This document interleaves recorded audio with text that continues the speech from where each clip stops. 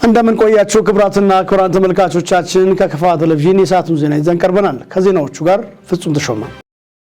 ብዝሃነትን የሚያስተናግድ ጠንካራ ሀገራዊ አንድነትን መፍጠር የኢትዮጵያን ብልጽግና ለማረጋገጥ እየተደረገ ባለው ሂደት ውስጥ ሁሉም የድርሻው መውጣት እንደሚገባው የከፋ ዞን ዋና አስተዳዳሪ አቶ እንዳሻው ከበደ ተናገሩ።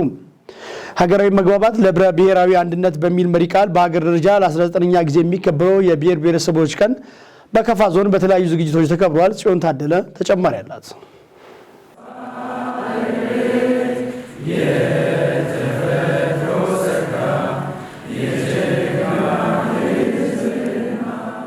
በሀገር አቀፍ ደረጃ ሀገራዊ መግባባት ለህብረ ብሔራዊ አንድነት በሚል መሪ ቃል ህዳር 29 በአርባ ምንጭ ከተማ ለ19ኛ ጊዜ የሚከበረውን የብሔር ብሔረሰቦች ቀን ምክንያት በማድረግ ዞን አቀፍ የማጠቃለያ በዓል በከፋ ዞን ቦንጋ ከተማ በተለያዩ ዝግጅቶች ተከብሮ ውሏል። በዚሁ መድረክ የተገኙት የከፋ ዞን ዋና አስተዳዳሪ አቶ እንዳሻው ከበደ ኢትዮጵያ የበርካታ ብሔረሰቦችና ብዝሃ ማንነቶች ሀገር እንደመሆኗ መጠን ባለፉት ጊዜያት ይህንን ብዝሃነት በፍትሃዊነት የሚያስተናግድ ስርዓት ያልተፈጠረ በመሆኑ መስዋዕትነት እየተከፈለ መቆየቱንም ተናግረዋል። አክለው ብዝሃነትን በአግባቡ ማስተናገድና የዲሞክራሲ ስርዓት ለመገንባት በመንግስት በኩል እየተደረጉ የሚገኙ ተግባራት ውስጥ የዞኑ ህዝብ በመሳተፍ እድገትና ለውጥ ለማፋጠን የበኩላቸውን ሚና ሊወጡም እንደሚገባም አመላክተዋል። እንኳን ለ19ኛው የብሔር ብሔረሰቦች ቀን በሰላም አደረሳችሁ፣ በሰላም አደረሰን። ኢትዮጵያ ከ96 ብሔር ብሔረሰቦች በላይ ያላት ብዝሃነት ያላት ሀገር ነች። ይህን ብዝሃነት እኩል ማስተናገድ ባለመቻሉ በተለያዩ ጊዜያት ለረጅም ዘመናት የፖለቲካ ጥያቄ ሆኖ ሲነሱ ከነበሩ ነገሮች አንዱ የማንነት ጉዳይ፣ እኩል መተዳደር፣ እኩል ቋንቋችንና ባህላችን ሊከበር የሚችልበት ሁኔታ እንዲኖር ጥያቄዎች ሲቀርቡ ነበሩ። ለዚህ ጥያቄ ብዙዎች መስዋዕትነት ከፍለዋል። በተለያዩ ጊዜያቶች ሲነሱ የነበሩትን ጥያቄዎች ከማስተናገድ አንፃር በ1987 ዓ.ም ለመጀመሪያ ጊዜ የኢፌዴሪ ህገ መንግስት ላይ በዝርዝር የብሔሮች ማንነት ሊከበር የሚችልበት ብዝሃ ማንነትን ማስተናገድ የሚችልበት ሁኔታ እንዲኖር በህገ መንግስት ዋስትና ያገኘበት ሁኔታ አለ። የእያንዳንዱ የራሱን ባህል፣ የራሱን ቋንቋ፣ የራሱን ማንነት ማክበር የሚችልበት እድል ተሰጥቶ ስንገለገል ቆይተናል። የከፋ ዞን ምክር ቤት ዋና አፈ ጉባኤ አቶ ግርማ ደፋር በበኩላቸው ኢትዮጵያ ብዝሃነትን በፍትሃዊነት ለማስተናገድና የዲሞክራሲ ስርዓት ለመገንባት የሚያስችል ስርዓት ዘርግታ እየሰራች መሆኑንም ገልጸዋል። የብሔር ብሔረሰቦች ቀን መከበር የተደበቀውን ማንነት እንዲያንጸባርቁ የሚያስችል የኢትዮጵያ ህገ መንግስት ከጸደቀበት ጊዜ ጀምሮ በተለያዩ ዝግጅቶች እየተከበረ ለዚህ መድረሱንም ተናግረዋል። በሀገር ደረጃ ሀገራዊ መግባባት ለህብረ ብሔራዊ አንድነት በሚለው መሪ ቃል ለ19ኛ ጊዜ ለሚከበረው ዞናዊ ማጠቃለያ በዓል እንኳን ደህና መጣችሁ፣ እንኳን አደረሳችሁ። ሀገራችን ኢትዮጵያ ብዝሃ ማንነት ያላቸው ህዝቦች ሀገር መሆኗ ይታወቃል። ይሁን እንጂ ይህንን ብዝሃነትን በእኩልነትና በፍትሃዊነት ማስተናገድ የሚያስችል የፖለቲካዊ ስርዓት መገንባት ባለመቻላችን የኢትዮጵያ ብሔር ብሔረሰቦች ቋንቋቸው፣ ባህላቸው እንዲታወቅላቸው እንዲከበርላቸውና ፍትሃዊና እኩል ተጠቃሚነታቸው እንዲረጋገጥ የፖለቲካ ጥያቄ በማንሳት እስከ ትጥቅ ትግል የደረሰ ሲሆን ይህ የህዝቦች የእኩልነትና የፍትሃዊነት ጥያቄ ህዳር 29 1987 ዓ.ም በጸደቀው የኢፌዴሪ ህገ መንግስት ዋስትና አገኝቷል። ይህንን መነሻ በማድረግ የፌዴሬሽን ምክር ቤት የብሔር ብሔረሰቦች ቀን በየዓመቱ እንዲከበር በ1998 ዓ.ም ከወሰነበት ጊዜ ጀምሮ እነሆ ዛሬ ለ19ኛ ጊዜ ሀገራዊ መግባባት ለህብረ ብሔራዊ አንድነት በሚል መሪ ቃል እየተከበረ ይገኛል። ከበዓሉ ተሳታፊዎች መካከል ያነጋገርናቸው በዓሉን አስመልክቶ የሚከተለውን ብለዋል። ማንነት ላይ ብቻ ነበር ቀደም ሲል ያተኮረው። አሁን የብሔረሰቦች ብዙ ብሔረሰቦች ያሉበት ቦታ ላይ የተለያዩ ማንነቶችን እኩል ማንነት ለማክበር በእኩልነት ሁሉም እኩል መሆኑ የተረጋገጠበት ይሄ ደግሞ በዚህ ህገ መንግስት ነው የተረጋገጠውና በዚህ ምክንያት በየዓመቱ እንዲከበር በተወሰነው መሰረት ዛሬ እየተከበረ ያለ መሆኑን መግለጽ ፈልጋለሁ። የዛሬ በዓል እጅግ በጣም የሚያምር ሁሉንም ማህበረሰብ ክፍል ያሳተፈ በውይይታችንም ላይ ሲንወያይ በነበረው ርዕስ ሀገራዊ ጉዳይን የሚዳስስ ህብረ ብሔራዊነታችንን የሚገልጽ በቀጣይ እንደ ሀገር ልንሰራ የሚገባንን ኃላፊነታችንን ልንወጣ በሚገባን ልክ ሁሉም ባለድርሻ አካላት ዛሬ በዓሉ ላይ የታደመ ሁሉም መስራት ያለበትን እጅግ በሚዳስስ ሁኔታ ውይይት አድርገናል። ሰነዱን ሁሉንም በሚያወያይ ልክ ሁሉንም በሚያሳትፍ ልክ ሀሳብ ለመስጠትም በማያስቸግር መልክ የተሻለ ሰነድ ቀርቦም አይተናል። ያደረግነው ውይይት ደግሞ እጅግ ተስፋ ሰጪና በቀጣይም የተሻለ ለሀገሪቱም ለውጥ የሚያመጣ በመካከላችን የሚታዩ አንዳንድ ቦግ ብልጭ የሚሉ በማህበረሰቦች እንበል በብሔር ብሔረሰቦች መካከል አሁን ላይ በሀገር ደረጃ የሚታየውን ችግር በባለቤትነት ወስዶ መፍታት በሚያስችል ልክ ሁሉም የባለቤትነት ስሜትና ቁጭት የተሰማለት መድረክ ነበረ ብዬ እገምታለሁ። በመጨረሻም በዞኑ ከሚገኙ ሁለተኛ ደረጃ ትምህርት ቤት የተውጣጡ ተማሪዎች የጥያቄና መልስ ውድድር ተካሂደው ከአንደኛ እስከ 3ኛ ለወጡ ተማሪዎች የገንዘብ ሽልማት ተበርክቶላቸው መድረኩም ተጠናቋል። በገቢ አሰባሰብ ስርዓት ላይ የሚታዩ ችግሮችን በመቅረፍ በዘርፉ የተያዘውን እቅድ ለማሳካት ሁሉም ባለድርሻ አካላት ሊረባረቡ እንደሚገባም የደቡብ ምዕራብ ኢትዮጵያ ሕዝቦች ክልል መንግስት ገቢዎች ቢሮ አሳሰበም። የክልሉ ገቢዎች ቢሮ በከፋ ዞን ገቢዎች መምሪያ ጋር በመተባበር በአዲሱ የደረሰኝ ህትመትና ፈቃድ አሰጣጥ ዙሪያ ለደረጃ ሀና ለግብር ከፋዮች የክህሎት ስልጠና በቦንጋ ከተማ ሰጥቷል። በስልጠና መድረክ ተገኝተው ንግግር ያደረጉት የክልሉ ገቢዎች ቢሮ ምክትል ኃላፊና የገቢ ጥናት ታክስ ትምህርትና የኮሙኒኬሽን ዘርፍ ኃላፊ አቶ ጸደቀ ከፍተው በተያዘው በጀት ዓመት በክልሉ ከ10 ቢሊዮን ብር በላይ ለመሰብሰብ ታቅዶ እየተሰራ መሆኑን ተናግረዋል። በዚህ ዓመት ወደ 10 ቢሊዮን ከ10 ቢሊዮን ብር በላይ ለመሰብሰብ አቅዶ በከተማው በዞኖችም ደረጃ እንደ ክልልም ስራዎች እየተሰሩ ይገኛሉ። ቀደም ክቡር ምክትል ካንቲባውና የገቢዎች ጽሕፈት ቤት ኃላፊ ያስቀመጡት የዚሁ ከተማ ገቢ የዚሁ አካል ነው። በርካታ ውጤቶች እየተመዘገቡ ይገኛሉ። ዞሮ ግን ወደ 10 ቢሊዮን አካባቢ እንሰበስባለን ብለን እንስራ እንጂ ካለን አቅም አንጻር እንደ ክልል ካለን አቅም አንጻር አሁንም ዝቅተኛ የሆነ እቅድ ነው። እሱም በተገቢው የተሰበሰበ አይደለም። በዋናነት ትልቁ ችግር ያለበት የቫትና ቲኦቲ ገቢ ላይ ያለ ችግር ነው። እሱ በአግባቡ ካልተሰበሰበ በአግባቡ ማኔጅ ካላደረግን ፍላጎታችንን ማሟላት አንችልም፣ የዜጎችን ጥያቄ መመለስ አንችልም። በክልሉ ገቢዎች ቢሮ የታክስ ደንብ ሂደት ዳይሬክቶሬት ዳይሬክተር አቶ ፍቃዱ ኃይሌ በደረሰኝ አጠቃቀም ዙሪያ ከነጋዴዎች የሚታዩ ችግሮችና በሕግ የተቀመጡ ደንቦችን አብራርተዋል። ዛሬ በቦንጋ ከተማ ተገኝተን ስልጠና ለደረጃ ሀለቷና ለግብር ከፋዮች ስንሰጥ ምክንያቱ በደረሰኝ ህትመት እና አጠቃቀም ዙሪያ ነው። እንደ ክልል ያለው የደረሰኝ ህትመቱም አጠቃቀሙ በራሱ ችግር ውስጥ ያለው ነው። ምክንያቱም በአግባቡም የተጠቀሙ አይደለም። አግባብነት ያለውንም ደረሰኝ ቆርጦ ለግብይት ወቅትም እየሰጡ አይደለም። እሱ ብቻ አይደለም፣ በጣም ብዙ ደረሰኞች አንድ ግብር ከፋይ መያዝ ያለባቸው ብዙ ደረሰኞች አሉ። የሪፖርት አለ፣ የተለያዩ ሰነዶች አሉ፣ የተለያዩ እነዚህ የገንዘብ ወጪና ገቢ ደረሰኝ አለ፣ የንብረት ገቢና ወጪ ደረሰኝ አለ። ለደረጃ ሀለቷ እንኳን የዱቤ ሻጭ ደረሰኞች አሉ። እነዚህ ሁሉ ማሳተም አለባቸው። የካፋ ዞን ምክትል አስተዳዳሪና ገቢዎች መምሪያ ኃላፊ አቶ ደመላሽ ንጉሴ ከህብረተሰቡ የሚሰበሰበው ገቢ የህብረተሰቡን ጥያቄዎች ለመመለስ ወሳኝ ሚና ያለው በመሆኑ በአሰባሰብ ሂደት ላይ የሚታዩ የአሰራር ጥሰቶችን በመቅረፍ የተሻለ ገቢ መሰብሰብ እንደሚገባ አሳስበዋል።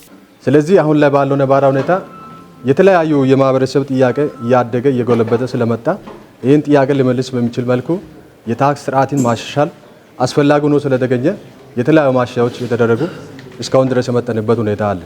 አንዱና ዋነኛ በተለይ ቀጥተኛ ያልሆኑ ገቢዎች የሚባሉ ቅድም ቲኦቲ ላይ ቫት ላይ ያሉትን የማሻሻል ከዚህ ቀደም ላይ እንደነበረው በጣም አሳሪ የሆኑ ህጎችን የማሻሻልና ግብር ከፋዩ በተገቢው አውቆ ተረድቶ ግብሩን ታክሱን በተገቢው እንዲከፍል ማሻሻያ ተደርጎ በተለያዩ ጊዜያትም የኪሎ ስልጠና የግንዛቤ ማስጨበጫ ስራዎች የተሰሩ እስካሁን ድረስ የመጠንበት ሁኔታ እንዳለ ታሳቢ ይደረጋል። በተለይ ከደረሰኝ ጋር በተያያዘ የምነሱ እንግዲህ ደረሰኝ በአዋጅ በህግ የተቀመጠ ነው። ስለዚህ ደረሰኝ እንዲጠቀም ህግ የሚያስገድዳቸው አካላት መጠቀም አለባቸው። መስጠትና መቀበል ደግሞ ባህል መሆን መቻል አለበት። የቦንጋ ከተማ አስተዳደር ምክትል ከንቲባና የገቢዎች ጽሕፈት ቤት ኃላፊ አቶ ፍሬው አበበ በበኩላቸው ገቢ ለመንግስት የጀርባ አጥንት በመሆኑ የንግዱ ማህበረሰብም ሆነ የሚመለከተው አካላት በሙሉ ለስራው ውጤታማነት ሊረባረብ እንደሚገባ አስገንዝበዋል።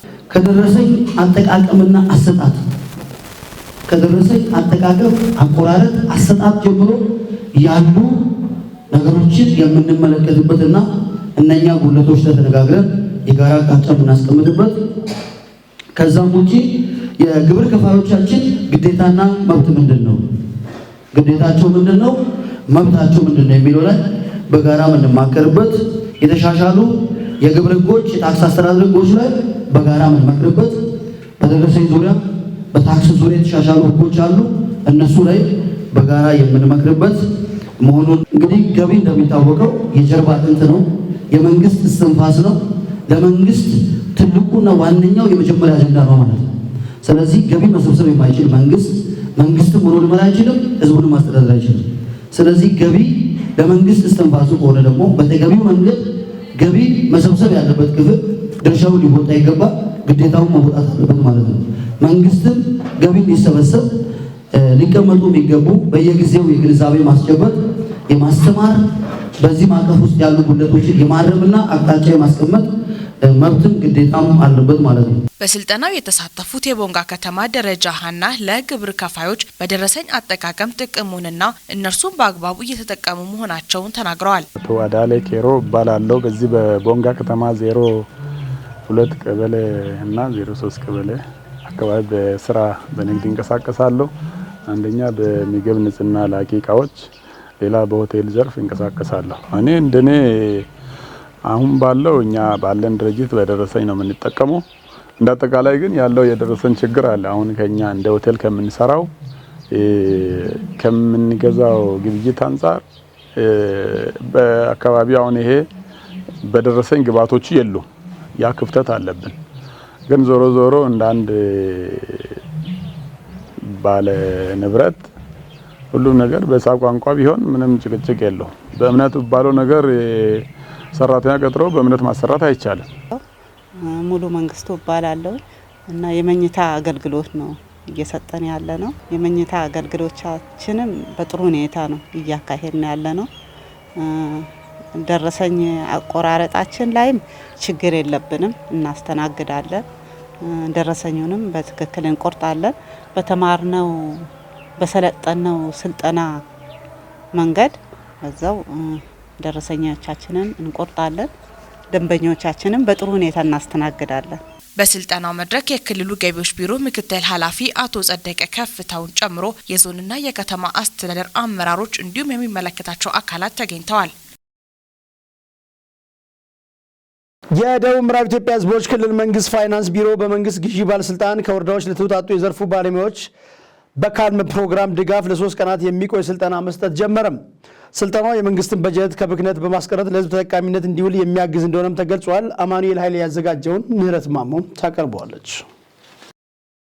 እንደ ሀገር ከ64 በመቶ በላይ ከሚበጀት በጀት መንግስት ለግዢ እንደሚያውል የገለጹት የክልል ፋይናንስ ቢሮ የግዢ ባለስልጣን ዋና ዳይሬክተር ወይዘሮ የሻረክ ደበበም ስልጠናው በጀት በአግባቡ ስራ ላይ እንዲውል ለማስቻል ታስቦ ለዘርፉ ግዢ ባለሙያዎች እየተሰጠ መሆኑን ገልጸዋል። ግዢ ፈጻሚ መስሪያ ቤቶች ከሚበጀታቸው በጀቶች እንደ ሀገር ጥናቱ የሚያመላክተው ከ64% በላይ የመንግስት ግዢ ላይ ነው ይሄ በጀት የሚፈሰው ማለት ነው። በየግዢ ፈጻሚ መስሪያ ቤቶች የሚውለው በጀት አብዛኛው ከግማሽ በላይ ማለት ነው ከ64% በላይ ለግዢ ይውላል። ይህን ለግዢ የሚውለውን ይሄንን ውስን የሆነውን በጀት በአግባቡ ግዢ ላይ የግዢ ስርዓቱን፣ ህጉን፣ መመሪያውን፣ አዋጁን ተጠብቆ ስራዎች እንዲሰሩ ይፈለጋል። ይህ ማለት ምንድነው? ግዢ አሳታፊ ነው፣ አድሏዊ ያልሆነ ሁሉን ያሳተፈ ግልጸኝነት ያለው ግዢ እንዲሆን ይፈለጋልና ከዚህ አንፃር ደግሞ ይሄንን መመሪያውን አዋጁን ጠብቆ የግዢ ባለሙያዎች ግዢውን እንዲፈጽሙ ስልጠናውን በአግባቡ ማግኘት ስላለባቸው ያንን ታሳቢ በማድረግ ከካልም በተገኘው በጀት ላይ ለነዚህ ወረዳዎች በካልም ለታቀፉ ወረዳዎች ስልጠናውን መስጠት አስፈልጓል። የመንግስት ግዢ ምንነት እንዲሁም ዓላማውና የፍጻሜዎች ሚና ምን መሆን እንዳለበት ግንዛቤ የሚሰጥ ስልጠና ስለመሆኑም ዳይሬክተሯ ተናግረዋል። እየተሰጠ ያለው ስልጠና በዋናነት በካልም ወረዳ ለታቀፉት 24 ወረዳዎች የሚሰጥ ስልጠና ነው። ስልጠናው በዋናነት የሚመለከተው የግዢ ባለሙያዎችን ነው። የግዢ ባለሙያዎች ይህንን ስልጠና ሲወስዱ እንግዲህ በዋናነት ስልጠናው ከግዢ ኦዲት ጋራ የተያያዘ ነው። የግዢ ስራን እንግዲህ ለመደገፍ በየወረዳዎች ስንወጣ ያየናቸው ክፍተቶች አሉ። የግዢ ኦዲት ይደረጋል። የግዢ ኦዲት ስናደርግ የኦዲት ግኝቶች ይስተዋላሉ። እነዚህን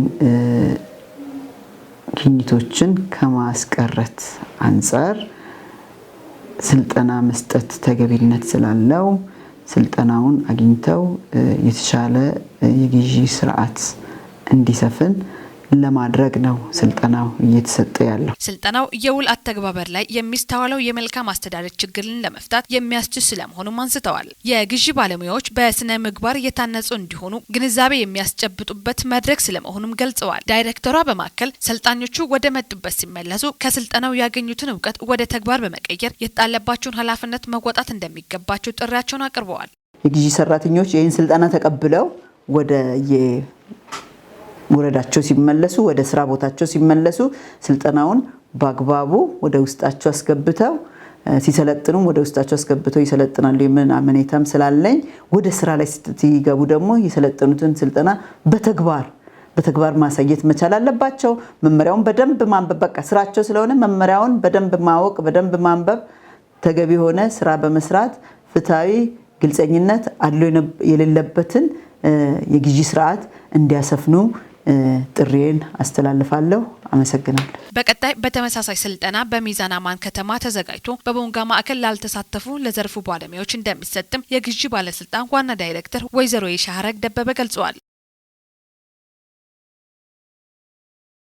ጤናማና አምራች ትውልድ ለመፍጠር የተጀመረውን የጤና ትራንስፎርሜሽን እቅድ ከዳር ለማድረስ ሁሉም መደገፍ አለበት ሲል የሺሾንዴ ወረዳ ጤና ጥበቃ ጽፈት ቤት ገለጸ። ጽፈት ቤቱ በወረዳው ወዳፋ ቀበሌ የመጀመሪያ ደረጃ ከአር የጸዳ አካባቢን በአረንጓዴ ባንዲራ አስመርቋል። ዘገባው የወረዳው መንግስት ኮሚኒኬሽን ነው። ማርሽ ሴፉ ያቀርበዋል። የጽህፈት ቤቱ ተወካይ ኃላፊ የሆኑት አቶ ታዲዮስ ገብረ ሚካኤል በዚሁ ምረቃ ወቅት እንደገለጹት በወረዳ ውስጥ ካሉት 31 ቀበሌዎች 13 ቀበሌዎች በጤና ሞዴል ለማድረግ ህብረተሰቡን ያሳተፈ ንቅናቄ ሲደረግ መቆየቱን ገልጿል። በሃይጂንና ሳኒቴሽን ሞዴል ቀበሌዎችን ከመፍጠር አንጻር አንዱ መስፈርት በመሆኑ በወዳፋ ቀበሌ በተሰራው ስራ ሁሉም የማወራዎች ንጹህ ሽንት ቤት ያላቸው በመሆኑ በሁሉም የማወራዎች ቤት በጤና ባለሙያዎችና በሚመለከታቸው አካላት አሰሳ ተደርገው በተገኘው ሪፖርት መሰረት ከአር የጸዳ ቀበሌ መሆኑ መረጋገጡን ጠቁሟል። በቀጣይ የሽንት ቤቶችን ደረጃ ለማሻሻል ነጭ ባንዲራ ለመስቀል በተቀመጠው ጊዜ ገደብ ትኩረት ሰጥተው መሰራት እንደሚያስፈልግ ጠይቀው ተላላፊ የሆኑ በሽታዎችን ለመከላከል የመጀመሪያ እርምጃ የአካባቢን ንጽህና መጠበቅ በመሆኑ ሁሉም ማህበረሰብ የአካባቢን ንጽህና መጠበቅና ማስጠበቅ ስራን የዕለት ተዕለት ተግባሩ ሊያደርግ እንደሚገባም ጠቁሟል። የጽህፈት ቤቱ የሃይጂንና ሳኒቴሽን ባለሙያ የሆኑት አቶ እምሮ ወልደ ገብርኤል በበኩላቸው በአንድ ቀበሌ ሁሉም የማወራ ንጹህ ሽንት ቤት ሲኖራቸው በመጀመሪያ ደረጃ ከአር የጸዳ ቀበሌ ተብለው በቢጫ ባንዲራ እንደሚመረቅ ገልጿል። የሽንት ቤት ደረጃዎቹ ተሻሽለው ሁሉም መታጠብ የሚችል ከሆነ ደግሞ በነጭ ባንዲራ ማስመረቅ እንደሚቻልም ገልጿል። ቀበሌዎችም ሞዴል ለማድረግ ሽንት ቤት አንድ መስፈርት ቢሆንም የእናቶችና የህፃናት ጤና አጠባበቅን በማጎልበት የማህበረሰብ አቀፍ ጤና መድን ሽፋንን በማሳደግ ክትባት ተልዕኮን በመፈጸምና ጠንካራ የሴቶችን አደረጃጀት በመፍጠር ቀበሌዎችን በጤና ሞዴል ማድረግ እንደሚገባም ጠቁሟል። በምረቃ ስነ ስርዓቱ ላይ ተገኝተው ንግግር ያደረጉት የወረዳው ከተማ ልማትና ኮንስትራክሽን ጽህፈት ቤት ኃላፊና የቀበሌ ደጋፊ አመራር አቶ ወልደ ማርያም ወልደ ሰንበት ጤናማና አምራች ትውልድ ለመፍጠር ሁሉም ኃላፊነቱን በአግባቡ ሊወጣ ይገባል ብሏል። ቀበሌው በመጀመሪያ ደረጃ በአረንጓዴ ለማስመረቅ የሰራውን ተግባር በማጠናከር ሞዴል ቀበሌ ለመሆን መስራት እንደሚገባም አሳስቧል። ከቀበሌ ነዋሪዎች ውስጥ አንዳንዶቹ በሰጡት አስተያየት ቀበሌያቸው ከአር የጸዳ ተብሎ በመመረቁ መደሰታቸውን ገልጸው በቀጣይ በጤና ሞዴል ለመሆን የድርሻቸውን እንደሚወጡም ጠቁሟል። የትራፊክ አደጋን ለመቀነስና የመንገድ ደህንነትን ለመጠበቅ ያስችላል የተባለው አዋጅ ወጥቶ ስራ ላይ መዋሉ ይታወሳል። ሆኖም ይህንን አዋጅ ተግባራዊ ለማድረግ የሁሉም አካላት ትብብር የሚጠይቅ በመሆኑ ሁሉም በኃላፊነት ሊሰራ ይገባልም ተባለም። ከሰሞኑ ይህንን አዋጅ ተከትሎ የህግ ማስከበር ስራ የተጀመረ ሲሆን አዋጁም የትራፊክ ፖሊስን ጨምሮ ያካተተ ስለመሆኑም የቦንጋ ከተማ ፖሊስ ትራፊክ አባላት ገልጸዋል። የተጀመረውን ቁጥጥር አጠናክሮ ለመቀጠል ህብረተሰቡም ይሁን ባለድርሻ አካላት የሚጠበቅባቸውን እንዲወጡም ጥሪ ቀርቧል። ተጨማሪውን ተከታትለን እንመለስ። በሀገራችን ኢትዮጵያ በየዓመቱ በትራፊክ አደጋ ህይወታቸውን የሚያጡ ዜጎች ቁጥር በርካታ መሆኑን አያጠያይቅም። ይህንን ለመቀነስ በየጊዜው የተለያዩ አዋጆች እየወጡ ቢተገበሩ የተፈለገውን ያህል ለውጥ ማምጣት ግን አልተቻለም። በትራፊክ አደጋ ሳቢያ እየጠፋ ያለው የዜጎች ህይወት ያሳስበው የህዝብ ተወካዮች ምክር ቤት ከሚመለከታቸው አካላት ጋር ጥናትና ምርምር በማካሄድ አዲስ አዋጅ ማለትም አዋጅ ቁጥር 557/2016 ማውጣት ችሏል። ይህ የወጣው አዋጅ የትራፊክ አደጋ ከመቀነስ ባሻገር የመንገድ ደህንነት ለመጠበቅና የትራፊክ ፍሰቱን ለማሳለጥ የሚረዳ ስለመሆኑም የትራፊክ ፖሊሱ ያስረዳሉ። ይህን የትራፊክ አደጋ ለመከላከል ጠንካራ የህግ ማዕቀፍ ያስፈልጋል። ይህን ጠንካራ የህግ ማዕቀፍን ይዞ ደግሞ ጠንካራ ቁጥጥር ከታከለበት የትራፊክ አደጋን መከላከል ይቻላል፣ መቀነስም ይቻላል፣ ባለበት መግታትም ይቻላል። ስለዚህ ይህ ህግ ደግሞ በጣም የሚገርመው በጣም ወሳኝ ህግ ነው። አደጋን ለመከላከል በጣም ትልቅ ሚና ይጫወታል። ያም እንዴት ነው?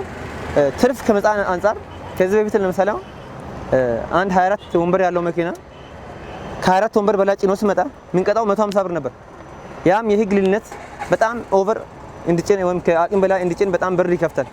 ምክንያቱም ከዚህ ለምሳሌ ከዚህ ጌሻ ሜሮ መኪና ከወንበር በላይ ቢጭን ከዚህ ጌሻ ከአንድ ሰው የሚያገኘው ብር ብቻ ያ ቅጣቱም ይሸፍናል ማለት ነው። ከዛም በታች ነው። ስለዚህ ይሄ ደግሞ አሁን ትርፍ ጭኖ እንኳን ቢመጣ ምን ያደርጋል መሰለ 150 ብር ማለት 1500 ብር ይቀጣል ለትርፍ ስለጫነ ብቻ። በተጨማሪ ደግሞ እያንዳንዱ ሰው ተቆጥሮ 100 ብር ይቀጣል። 1500 ሲደመር 10 ሰው ጭኖ ከሆነ 1000 1500 1000 2500 ድረስ እስከዛም በላይ ሊቀጣ ይችላል የሚል ህግ ነው ወጣና ይሄ ህግ በጣም ጠንካራ ሆነ በቃ ህግ ነው። እኛ ደግሞ በጥንካሬ ከሰራን በጣም የትራፊክ አደጋን ለመከላከል ይጠቅማል የሚል ሀሳብ አለን።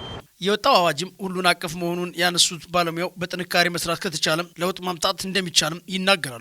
አዎ ህጉ አሽከርካሪዎች ላይ ብቻ ይወጣልን። ህጉ የወጣው ሁሉን አቀፍ የሆነ ህግ ነው። በጣም የተሻለ ህግ፣ በጣም ጠንካራ የሆነ ህግ ነው። ያም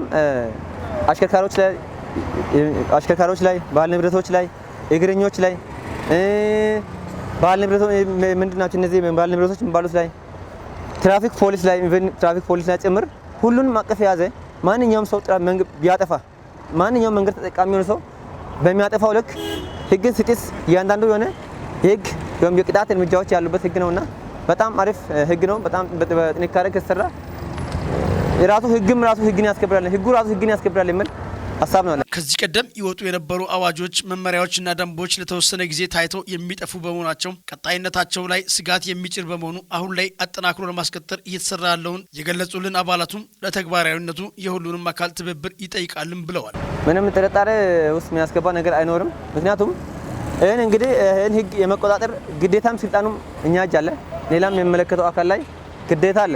ህጉ ካልተሻረ በስተቀር ቁጥጥሩ አይቆምም። በዛ ልክ ደግሞ እኛ ሁላችንም ቃል ገብተን ነው ስራ የጀመርነው። ይሄን ህግ እናስከብራለን። ይሄን የህግ ማስከበር ስራውንም ህግ የማክበር ስራውንም ራሳችንም እያከበርን ሌሎችም ህግ እንዲያከብሩ የማድረግ ስራ እንሰራለን ብለን ቃል ገብተን ነው ወደ ተግባር የገባነውና ምንም ጥርጣሬ ውስጥ የሚያስገባ ነገር የለም። ግን ድጋፍ ያስፈልገናል። ያ ምንድነው? ህብረተሰቡ እኛን ማገዝ አለበት። ለምሳሌ ትርፍ መጫን ላይ አሁን አንዱ መኪና ውስጥ ትርፍ ሆኖ የሚጫነው ህብረተሰቡ ነው።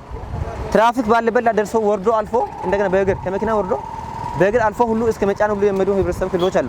በተጨማሪ ደግሞ ታሪፍ በላይ ክፍያ ላይም ታሪፍ በላይ ይከፍላሉ። ግን ለትራፊክ ፖሊስ አይናገሩም መንገድ ላይ።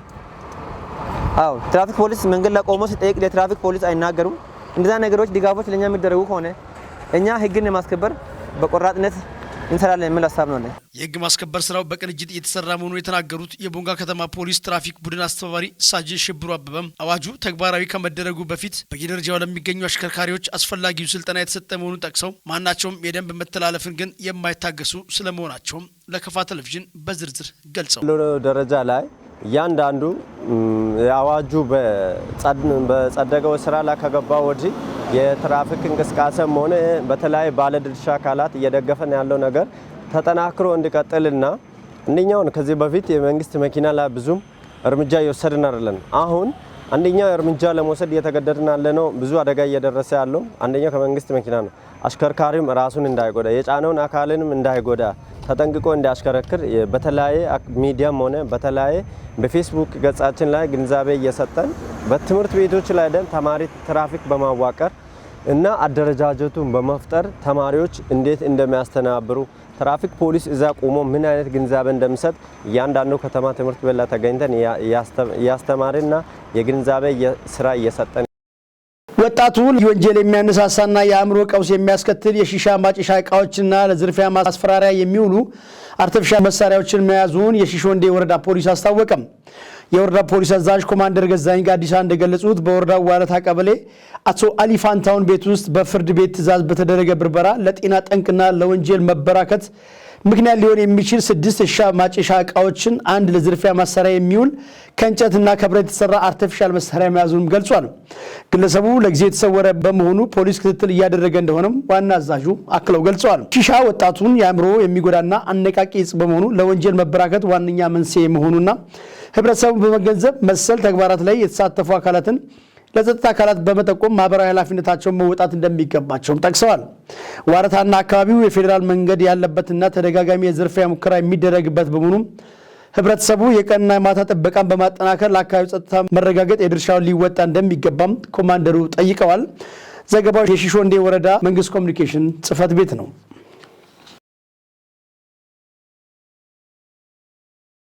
የክልሉ ብልጽግና ፓርቲ ቅርንጫፍ ጽህፈት ቤት የአደረጃጀት ዘርፍ የ2017 በጀት ዓመት የአንደኛ ሩብ ዓመት እቅድ አፈጻጸም ግምገማ ማካሄድ ጀመረም። ምህረት ማሞ ተጨማሪ ይዛለች። በመድረኩ መክፈቻ ንግግር ያደረጉት የክልል ብልጽግና ፓርቲ ቅርንጫፍ ጽህፈት ቤት የአደረጃጀት ዘርፍ ኃላፊ አቶ በላይ ተሰማ እንደገለጹት የፓርቲ አደረጃጀቶችን ተቃዋሚ አቅምን በማጠናከር የብልጽግና ህልሞችን ለማሳካት ከወትሮ በተለየ መልኩ እየሰራ ይገኛልን ብሏል። በየደረጃ ያለው የፓርቲ አደረጃጀቶችን በፓርቲውና በመንግስት የተቀመጡ የልማት ግቦችን ለማሳካት አይተከም ሚና ማበርከት መቻሉንም ጠቁሟል። የብልጽግና እሳቢዎችን፣ ህገ ደንቦችና ህልሞችን ማሳካት የሚያስችል በአመለካከቱ የጠራ አባላትን ማፍራት ቁልፍ ተግባር በመሆኑ ሁሉም በየደረጃ ያለው አመራር በትኩረት መስራት እንዳለበትም ገልጿል። ጠንካራ አደረጃጀትን መፍጠር ለፓርቲው የጀርባ አጥንት መሆኑን የገለጹት በህዋስና በመሰረታዊ ድርጅት የታዩት መልካም ተግባራትን አጠናክሮ ማስቀጠል ይገባልን ብሏል። በተግባር አፈጻጸም የታዩ ጠንካራ ጎኖችን በማሳለጥ ክፍተቶችን ደግሞ በፍጥነት በማረም ለህዝቡ የተገባውን ቃል እውን ለማድረግ በትጋት ማገልገል እንደሚገባ አስገንዝቧል። በመድረኩ የክልል ብልጽግና ፓርቲን ቅርንጫፍ ጽህፈት ቤት የአደረጃጀት ዘርፍ ኃላፊ አቶ በላይ ተሰማ፣ የክልል የብልጽግና ፓርቲ ቅርንጫፍ ጽህፈት ቤት አመራሮች፣ የዞን የወረዳና የከተማ አስተዳደር የአደረጃጀት ዘርፍ ኃላፊዎች ተገኝተዋል። ክቡራትና ክቡራን ተመልካቾች ለሰዓቱ ከክፋት ቴሌቪዥን ያሰናዳናቸው ዜናዎች የተከታተላችኋቸውን ይመስሉ ነበር። ከቀሪ የክፋት ቴሌቪዥን ዝግጅቶች ጋር ቆይታ እንድታደርጉ እየጋበዝኩ ዜናውን በመምራት ፍጹም ተሾመ ከእናንተ ጋር ቆይታ አድርጌያለሁ። ሰላም።